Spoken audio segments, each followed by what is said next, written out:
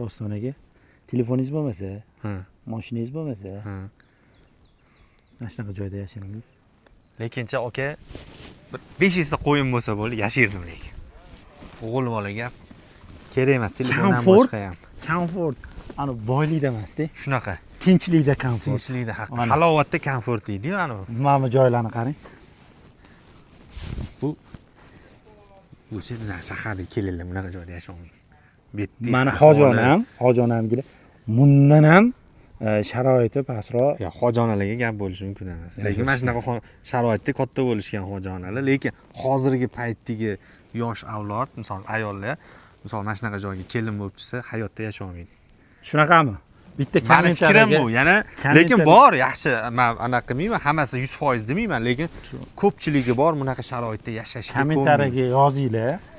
Qani shunaqa sharoitda yashagan bo'larmi deylar yoki yo'qmi? Men yashagan bo'lardim. Mazza qiladigan joyda.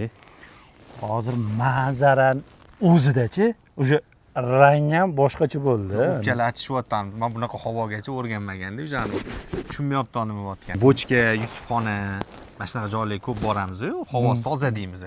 Lekin buni darajasi o'sha boshqacha.